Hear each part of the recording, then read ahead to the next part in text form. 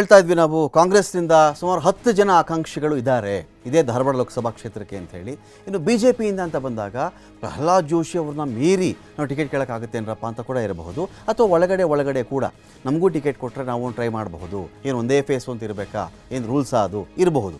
ಆದರೆ ಇಲ್ಲಿ ಜಾತಿವಾರು ಲೆಕ್ಕಾಚಾರ ಅಂತ ಬಂದಾಗ ಇದು ಬೇರೆನೇ ಕಥೆ ಹೇಳ್ತಾ ಇದೆ. ಇಲ್ಲಿ ಧಾರವಾಡ ಲೋಕಸಭಾ ಕ್ಷೇತ್ರಕ್ಕೆ ಸಂಬಂಧಪಟ್ಟಂತೆ ಜಾತಿವಾರು ಲೆಕ್ಕಾಚಾರಕ್ಕೆ ಬಂದುಬಿಟ್ರೆ ಇದು ಹೇಳ್ತಿರೋ ಕಥೆನೇ. ನೋಡಿ ಲಿಂಗಾಯತ ಸಮುದಾಯ, ಇಲ್ಲಿ ಲಿಂಗಾಯತ ಸಮುದಾಯ ಇದೆಯಲ್ಲ, ಇಲ್ಲಿ ಲಿಂಗಾಯತ ಸಮುದಾಯದ 5.25 ಲಕ್ಷ ಓಟ್ಗಳಿದೆ. 5.25 ಲಕ್ಷ ಓಟು ಆಯಿತಾ. ಮುಸ್ಲಿಂ ಸಮುದಾಯ ಅಂತ ಬಂದಾಗ 2,55,000 ಮತಗಳು ಇಲ್ಲಿವೆ. 2,55,000 ಮತಗಳು ಮುಸ್ಲಿಂ ಸಮುದಾಯದ್ದು. ಪರಿಶಿಷ್ಟ ಜಾತಿ ಅಂತ ಬಂದರೆ 1,84,000 ಪರಿಶಿಷ್ಟ ಜಾತಿಯ ಮತಗಳಿವೆ ಇಲ್ಲಿ. ಕುರುಬ ಸಮುದಾಯದ್ದು ಅಂತ ಬಂದರೆ 1,68,000, ಮರಾಠ 1,22,000. ಇನ್ನು ಬ್ರಾಹ್ಮಣ ಸಮುದಾಯ ಅಂತ ಬಂದರೆ ಯಾವ ಸಮುದಾಯಕ್ಕೆ ಪ್ರಹ್ಲಾದ್ ಜೋಶಿ ಅವರು ಸೇರ್ತಾರೋ ಆ ಸಮುದಾಯದ ಮತಗಳಿರೋದಿಲ್ಲಿ ಬರೀ 96,000 ಮತಗಳಿದೆ. ಬರೀ 96,000 ಮತಗಳು. ಜಾತಿವಾರು ಅಂತ ಬಂದಾಗ ಇಲ್ಲಿ ನಿಮಗೆ ಲಿಂಗಾಯತ ಸಮುದಾಯ, ಬ್ರಾಹ್ಮಣ ಸಮುದಾಯ, ಈಗ ಲಿಂಗಾಯತ ಸಮುದಾಯದಲ್ಲಿ ಬಹಳಷ್ಟು ಜನ ಟಿಕೆಟ್ ಕೇಳ್ತಾ ಇದ್ದಾರೆ ಕಾಂಗ್ರೆಸ್ನಿಂದ. ಶೆಟ್ಟರ್ಗೆ ಅನ್ಯಾಯ ಆಯಿತು ಅನ್ನೋ ಒಂದು ಆಕ್ರೋಶ ಕೂಡ ಇಲ್ಲಿದೆ. ಇದರ ನಡುವೆ ಬರೀ 96,000 ಮತಗಳು ಮಾತ್ರ ಪ್ರಹ್ಲಾದ್ ಜೋಶಿ ಅವರ ಸಮುದಾಯದ ಮತಗಳು ಇಲ್ಲಿವೆ. ಇದು ಇಂಪಾರ್ಟೆಂಟ್ ಪಾಯಿಂಟ್. ಇಲ್ಲಿ ಪರಿಶಿಷ್ಟ ಪಂಗಡ ಅಂತ ನಾವು ಚೆಕ್ ಮಾಡ್ಕೊಂಡು ಬಿಟ್ರೆ 72,000 ಓಟಿದೆ ಇಲ್ಲಿ, ST. ಇನ್ನು ಕ್ರಿಶ್ಚಿಯನ್ ಮತಗಳು 42,000 ಇದೆ. ಜೈನ ಸಮುದಾಯ 13,000, ಈಡಿಗ ಸಮುದಾಯದ್ದು 12,000 ಮತಗಳಿದೆ ಇಲ್ಲಿ. ಒಕ್ಕಲಿಗರದ್ದು 8,000 ಇದೆ. ಈಗ ನಾವೇನು ಹೇಳಕ್ಕೆ ಹೊರಟಿದ್ದೀವಿ ಅಂದರೆ 5.25 ಲಕ್ಷ ಯಾರ್ದು ಲಿಂಗಾಯತ ಸಮುದಾಯದ ಮತಗಳು. 5.25 ಲಕ್ಷ ಲಿಂಗಾಯತ ಸಮುದಾಯದ ಮತಗಳು ಸಹಜವಾಗಿ ಆ ಸಮುದಾಯ ಡಿಮ್ಯಾಂಡ್ ಮಾಡುತ್ತೆ, ಲಿಂಗಾಯತರಿಗೆ ಕೊಡ್ರಿ ನೀವು, ಲಿಂಗಾಯತ ಸಮುದಾಯದ ಟಿಕೆಟ್ ಕೊಡಿ. ನೀವು ಯಾಕೆ ಕೊಡಲ್ಲ? ನೀವು ಪ್ರಹ್ಲಾದ್ ಜೋಶಿ ಅವ್ರಿಗೆ ಯಾಕೆ ಕೊಡ್ತಾ ಇದ್ದೀರಿ? ಶೆಟ್ಟರು ಇದ್ದರು ಲಿಂಗಾಯತ ಸಮುದಾಯದ ನಾಯಕರು, ಅವರಿಗೆ ವಿಧಾನಸಭಾ ಟಿಕೆಟೇ ನೀವು 0 ಮಾಡಿಬಿಟ್ರಿ ಅವರಿಗೆ. ಹಾಗಾಗಿ ಅವ್ರು ಬೇರೆ ಪಾರ್ಟಿಗೆ ಹೋದರು. ನಾವ್ಯಾಕೆ ಪ್ರಹ್ಲಾದ್ ಜೋಶಿನ ಗೆಲ್ಸೋಣ ಕೇಳಬಹುದು ಆ ಸಮುದಾಯ. ಜೊತೆಗೆ ಮುಸ್ಲಿಂ ಸಮುದಾಯ ನೋಡಿ, ಇಲ್ಲಿ ಒಂದು ವೇಳೆ ಲಿಂಗಾಯತ ಸಮುದಾಯದಿಂದ ಕಾಂಗ್ರೆಸ್ಸೋ ಇನ್ನೊಂದೋ ಯಾವುದೋ ಪಾರ್ಟಿ, ಒಂದು ಸ್ಟ್ರಾಂಗ್ ಪಾರ್ಟಿಗೆ ಟಿಕೆಟ್ ಸಿಕ್ಕ ಪಕ್ಷದಲ್ಲಿ ಲಿಂಗಾಯತ ಸಮುದಾಯ ಸೇರಿಕೊಂಡು ಲೆಕ್ಕಾಚಾರ ಹಾಕಿದ್ರೆ ತನ್ನ ಸಮುದಾಯದ ಅಭ್ಯರ್ಥಿಯನ್ನು ಗೆಲ್ಲಿಸಿಕೊಳ್ಳುವುದು ತುಂಬ ಕಷ್ಟ ಆಗಲಿಕ್ಕಿಲ್ಲ. ಸಾಲಿಡ್ಡಾಗಿ 5.25 ಲಕ್ಷ ಓಟಿದೆ ಅಲ್ಲಿ. ಪ್ಲಸ್ ಒಂದು ವೇಳೆ ಕಾಂಗ್ರೆಸ್ಗೆ ತನ್ನ ಲಿಂಗಾಯತ ಸಮುದಾಯದ ಅಭ್ಯರ್ಥಿ ನಿಲ್ಲಿಸಿದ್ರು ಅಂತ ಅಂದ್ಕೊಳ್ಳಿ, 5.25 ಲಕ್ಷ ಲಿಂಗಾಯತ ಮತಗಳು. ಮುಸ್ಲಿಂ ಸಮುದಾಯದ್ದು 2.5 ಲಕ್ಷ, 2,55,000. ಪರಿಶಿಷ್ಟ ಜಾತಿ 1,82,000. ಕುರುಬ ಸಮುದಾಯ 1,68,000. ಮರಾಠರು 1,22,000. ಇನ್ನು ಬ್ರಾಹ್ಮಣ ಅದು ಒಂದು ವೇಳೆ ಜೋಶಿ ಅವ್ರ ಕಡೆನೇ ಹೋಗಲಿ. ಪರಿಶಿಷ್ಟ ಪಂಗಡ ಅಂತ ಬಂದರೆ 72,000. ಕ್ರಿಶ್ಚಿಯನ್ 42,000. ಜೈನ 13, ಈಡಿಗ 12. ಇವೆಲ್ಲ ಕಲಿತಾಗ ಅದರಲ್ಲಿ ಒಂದು 50% ಅಷ್ಟು ಮತಗಳು ಆ ಕಡೆ ಈ ಕಡೆ ಆಗಿಬಿಟ್ರೂ ಕೂಡ ಒಂದು ಚಾನ್ಸ್ ಜಾಸ್ತಿ ಆಗ ಈ ಕಡೆ ಅಭ್ಯರ್ಥಿಗೆ ಆಗುತ್ತೆ. ಹಾಗಾಗಿ ಟಿಕೆಟ್ ಗಿಟ್ಟಿಸಿಕೊಳ್ಳುವುದಕ್ಕೆ ಇದಕ್ಕೆ ಧಾರವಾಡ ಲೋಕಸಭಾ ಕ್ಷೇತ್ರದಲ್ಲಿ ಈ ಪರಿಯ ಒಂದು ಪೈಪೋಟಿ ಇದೆ ಅಂತ. ನೆಕ್ಸ್ಟ್ ನಾವು ಈ ವಿಧಾನಸಭಾ ಕ್ಷೇತ್ರಗಳ ವಿವರಕ್ಕೆ ಬಂದುಬಿಡೋಣ. ನಾವು ಇಲ್ಲೇನಾಗ್ತೀವಿ ನೋಡಿ, ವಿಧಾನಸಭಾ ಕ್ಷೇತ್ರಗಳಂತ ಬಂದರೆ 8 ಇದೆಯಪ್ಪ. ಇಲ್ಲಿ ಯಾವ್ಯಾವುದು ಇದೇ ಧಾರವಾಡ ಲೋಕಸಭಾ ಕ್ಷೇತ್ರಕ್ಕೆ ಸಂಬಂಧಪಟ್ಟಂತೆ ನವಲಗುಂದ, ಇಲ್ಲಿ ಕೋನರೆಡ್ಡಿ ಇರ್ತಾರೆ.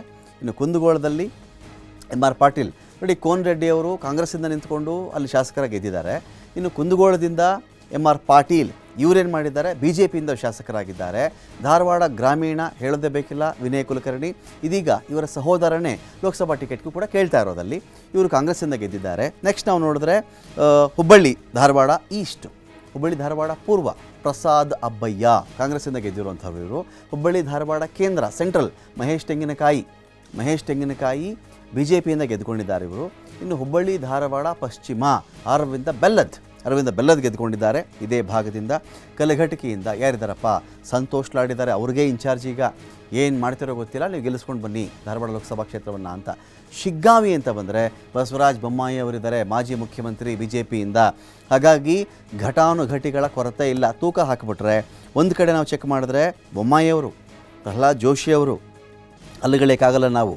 ಜೊತೆಗೆ ಅರವಿಂದ್ ಬೆಲ್ಲದವರು ಇವ್ರನ್ನೂ ಅಲ್ಲುಗಳಕ್ಕಾಗಲ್ಲ ನಾವು. ಮಹೇಶ್ ತೆಂಗಿನಕಾಯಿ ನಗಣ್ಯ ಮಾಡುವಂಥ ಹೆಸರಲ್ಲ. ಇಷ್ಟು ಬಲ ಹೇಗಿದೆಯೋ ಕೋನರೆಡ್ಡಿ, ಅನಂತರದಲ್ಲಿ ನಾವು ಚೆಕ್ ಮಾಡಿಕೊಂಡ್ರೆ ಪ್ರಸಾದ್ ಅಬ್ಬಯ್ಯ, ವಿನಯ್ ಕುಲಕರ್ಣಿ, ಜೊತೆಗೆ ಸಂತೋಷ್ ಲಾಡ್, ಈ ಬಲವನ್ನು ಕೂಡ ಅಲ್ಲುಗಳಕ್ಕಾಗಲ್ಲ.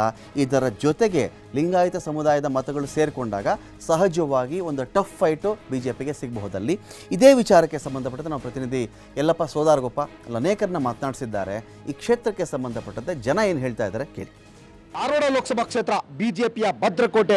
ಈ ಭದ್ರಕೋಟೆ ಈ ಬಾರಿ ಅಂತ ಮತ್ತಷ್ಟು ಗಟ್ಟಿ ಆಗುತ್ತೆ. ಅಥವಾ ಕಾಂಗ್ರೆಸ್ ಈ ಭದ್ರಕೋಟೆಯನ್ನು ಛಿದ್ರ ಮಾಡುತ್ತಾ? ಯಾಕಂದರೆ 2004ರಿಂದ ಇಲ್ಲಿವರೆಗೂ 4 ಬಾರಿ ಇಲ್ಲಿ ಅಂತಂದರೆ ಲೋಕಸಭಾ ಚುನಾವಣೆಯಲ್ಲಿ ಗೆದ್ದಿದ್ದಾರೆ ಪ್ರಹ್ಲಾದ್ ಜೋಶಿ.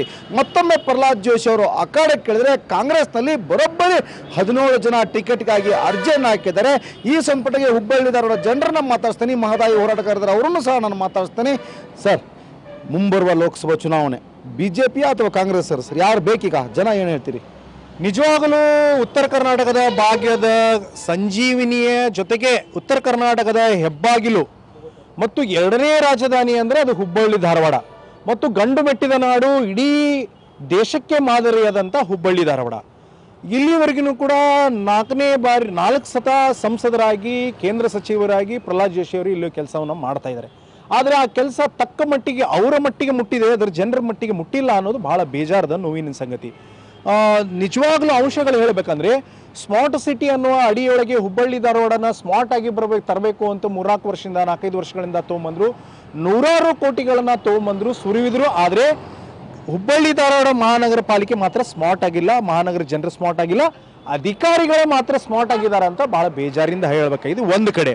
ಮತ್ತು ದಶಕಗಳಿಂದ ಹೋರಾಟ ಇರ್ತಕ್ಕಂಥದ್ದು ಕುಡಿಯ ನೀರು ಯೋಜನೆಯಾದಂಥ ಹುಬ್ಬಳ್ಳಿ ಧಾರವಾಡಗೆ ಮೇಜರ್ ಆಗಿ ಮತ್ತು ರೈತರಿಗೆ ಬೆಳೆಯೋಕ್ಕೆ ಮೇಜರ್ ಆಗಿ ಇರ್ತಕ್ಕಂಥ ಮಹದಾಯಿ ಕಳಸಾ ಬಂಡೂರಿ ವಿಚಾರವಾಗಿ 2000 ದಿನಗಳ ಕಾಲ ನಿರಂತರವಾಗಿ ಈ ಭಾಗದಲ್ಲಿ ಹೋರಾಟ ನಡೆದಿದ್ರು ಕೂಡ ಕೇಂದ್ರ ಸರ್ಕಾರ ರಾಜ್ಯ ಸರ್ಕಾರ ಮೇಲೆ ಹಾಕೋದು, ರಾಜ್ಯ ಸರ್ಕಾರ ಕೇಂದ್ರ ಸರ್ಕಾರ ಮೇಲೆ ಹಾಕೋದೇ ಆಗಿದೆ ಹೊರತಾಗಿ ಇಲ್ಲಿವರೆಗಿನ ತಾರ್ಕಿಕ ಅಂತ್ಯ ಕಾಣಿಲ್ಲ ಅಂತ ಬಹಳ ಬೇಜಾರಿಂದ ಹೇಳಬೇಕಾಗಿದೆ. ಹಾಗಾಗಿ 2024ರ ಚುನಾವಣೆ ಬಹಳ ಗಂಭೀರವಾಗಿ ಈ ಭಾಗದ ಜನರು ತಗೊಂಡಿದ್ದಾರೆ. ಹುಬ್ಬಳ್ಳಿ ಧಾರವಾಡ ಅಭಿವೃದ್ಧಿಯನ್ನ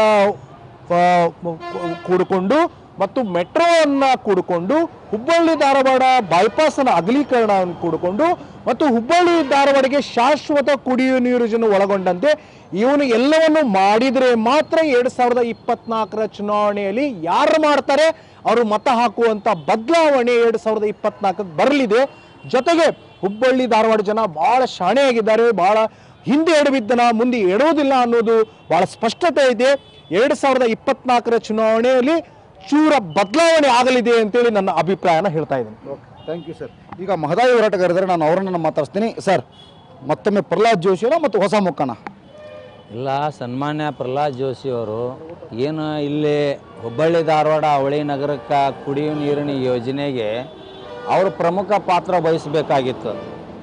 ಬಟ್ ಇಲ್ಲಿ ತನಕನೂ ಕೂಡ ಜೋಶಿ ಅವರು ಕಳಸಾ ಬಂಡೂರಿ ವಿಚಾರ ಇರ್ಬೋದು, ಅಭಿವೃದ್ಧಿ ವಿಚಾರ ಇರ್ಬೋದು, ಯಾವುದು ಕೂಡ ತೃಪ್ತಿಕರವಾದಂಥ ನಡೆ ಇಲ್ಲ. ಇದು ಒಂದು ಭಾಳ ಬೇಜಾರಾಗಿದೆ. ಇನ್ನು ಆರಿಸ್ತರೋದು ಬಿಡೋದು ಜನರಿಗೆ ತೀರ್ಮಾನ ಬಿಟ್ಟಿದ್ದು, ನಾನು ಹೇಳುವಂಥ ಅವಶ್ಯಕತೆ ಬರೋದಿಲ್ಲ. ಜನ ಯಾರು ಕೆಲಸ ಮಾಡಿದಾರ ಯಾರು ಬಿಟ್ಟಿದ್ದಾರ ನೋಡ್ಬೇಕಾಕತಿ. ಬರೀ ಮೋದಿಜಿಯವರ ಮಖ ನೋಡಿ ಓಟ್ ಹಾಕಿದ್ರೆ ಇಲ್ಲಿ ಅಭಿವೃದ್ಧಿ ಆಗೋದಿಲ್ಲ. ಒಬ್ಬರು ಪ್ರಧಾನಮಂತ್ರಿಯವರು ಎಷ್ಟಂತ ಒಬ್ಬರ ಕೆಲಸ ಮಾಡೋಕ್ಕಾಕತಿ ದೇಶಕ್ಕೆ? ಪ್ರಧಾನಮಂತ್ರಿಗೆ ಸಪೋರ್ಟ್ ಆಗಲಿ, ಇವರು ಪ್ರಧಾನಮಂತ್ರಿಯವರ ವಿಚಾರವನ್ನು ಮತ್ತು ಅವರ ಅಭಿವೃದ್ಧಿಯನ್ನು ಇವರು ಮಾಡಲಿ ಅಂತೇಳಿ ಇವ್ರನ್ನ ಆರಿಸಿ ಕಳಿಸಿರ್ತದೆ. ಇವರು ಕೆಲಸ ಮಾಡಲಿಲ್ಲ ಅಂದರೆ ಪ್ರಧಾನಮಂತ್ರಿಯವ್ರಿಗೂ ಈ ಅಭಿವೃದ್ಧಿ ಮಾಡಲಾರ್ದಂಥ ಸಂಸದರಂತರ ಡ್ಯಾಮೇಜ್ ಆಗ್ತದೆ. ಅದು ಭಾಳ ನೋವಿನ ಸಂಗತಿಯಾಗಿದೆ ನನಗೆ. ಅದಕ್ಕೆ ಬರುವಂಥ ದಿನದೊಳಗೆ ಜನ ನಿರ್ಣಯ ತಗೊಳ್ತಾರೆ. ಮತ್ತು ಈಗಾಗಲೇ ನಾನು ಕೇಂದ್ರ ಸರ್ಕಾರಕ್ಕೆ ಪ್ರಧಾನಮಂತ್ರಿಯವರಿಗೆ ಪತ್ರವನ್ನು ಬರೆದಿದ್ದೇನೆ ಮಹದಾಯಿ ವಿಚಾರವಾಗಿ. ಮತ್ತು ಅದಕ್ಕೆ ಸಂಬಂಧಪಟ್ಟಂಗೆ ಎನ್ವಿರಾನ್ಮೆಂಟ್ ಕ್ಲಿಯರೆನ್ಸಿಗಾಗಿ ಸೆಂಟ್ರಲ್ ಗೌರ್ಮೆಂಟು ಮತ್ತು ಪರಿಸರ ಇಲಾಖೆಗೂ ಇವತ್ತನ್ನು ಕೂಡ ಪತ್ರ ಬರಿತಾ ಇದ್ದೇವೆ. ಬೇಗ ಮಾಡಿ ನಮ್ಮ ಯೋಜನೆ ಜಾರಿ ಮಾಡದೆ ಹೋದರೆ ನಾವು ನಿಮ್ಮ ಇಲಾಖೆ ಮುಂದೆ ನಿರಂತರ ಧರಣಿ ಕೊಡ್ತೀವಿ ಅನ್ನುವಂಥದ್ದು ನಾನು ಇಲ್ಲಿ ಘೋಷಣೆ ಮಾಡ್ತಾ ಇದ್ದೇನೆ. ಈಗಾಗಲೇ ಅಂತಂದರೆ ಕೇಂದ್ರ ಸಚಿವ ಪ್ರಹ್ಲಾದ್ ಜೋಶಿಗೆ ಧಾರವಾಡ ಜಿಲ್ಲೆಯ ಧಾರವಾಡ ಲೋಕಸಭಾ ಕ್ಷೇತ್ರ ಜನ ಈಗಾಗಲೇ ಅವಕಾಶ ಮಾಡಿಕೊಟ್ಟಿದ್ದಾರೆ. ಈಗ ಹೊಸ ಮುಖಗಳಿಗೆ ಅವಕಾಶ ಬೇಕಾಗಿದೆ. ಆದರೆ ಇಲ್ಲಿ ಅಂತಂದರೆ ಧಾರವಾಡ ಲೋಕಸಭಾ ಕ್ಷೇತ್ರ ಇಲ್ಲಿ BJPಯ ಭದ್ರಕೋಟೆಯಲ್ಲಿ ಅಂತಂದರೆ ಇಲ್ಲಿ ಮತ್ತಷ್ಟು ಕಮಲವನ್ನು ಗಟ್ಟಿಗೊಳಿಸತಕ್ಕಂಥ ಕೆಲಸವನ್ನು ಈಗಾಗಲೇ ಅಂತಾರೆ ಕೇಂದ್ರ ಸಚಿವ ಪ್ರಹ್ಲಾದ್ ಜೋಶಿ ಅವರು ಮಾಡ್ತಾರೆ. ಅದನ್ನು ಇಲ್ಲಿ ಅಂತಾರೆ ಕೇಂದ್ರ ಸಚಿವ ಪ್ರಹ್ಲಾದ್ ಜೋಶಿ ಒಂದು ಕಡೆ ಅಂತಾರೆ ಓಡುವ ಕುದುರೆ. ಈ ಒಂದು ಓಡುವ ಕುದುರೆಯನ್ನು ಕಟ್ಟಿ ಹಾಕಲಿಕ್ಕೆ ಎಲ್ಲ ರೀತಿಯಾದಂತಹ ಒಂದು ರಣತಂತ್ರವನ್ನು ಕಾಂಗ್ರೆಸ್ ಇಲ್ಲಿ ಮಾಡ್ತಾ ಇದೆ. ಅದು ಎಷ್ಟರ ಮಟ್ಟಿಗೆ ಫಲಿಸಿದೆ ಅನ್ನೋದನ್ನ ಕಾಯ್ದು ನೋಡಬೇಕಾಗಿದೆ. ಕ್ಯಾಮ್ರಾ ಪರ್ಸನ್ ಬರ್ ಜೊತೆ ಯಲ್ಲಪ್ಪ ಸುಲಭಪ್ಪ, TV5 ಹುಬ್ಬಳ್ಳಿ. ನೋಡೋಣ ಹಾಗಾದರೆ ಧಾರವಾಡ ಲೋಕಸಭಾ ಕ್ಷೇತ್ರಕ್ಕೆ ಯಾರು ಅಭ್ಯರ್ಥಿ ಆಗಬಹುದು, ಯಾರು ಗೆಲ್ತಾರೆ, ಯಾರು ಸೋಲ್ತಾರೆ, ಜನ ಏನು ಹೇಳ್ತಾರೆ, ಏನೇನು ಬದಲಾವಣೆಗಳಾಗಬಹುದು, ವೆಯ್ಟ್ ಮಾಡೋಣ ಅಂತ.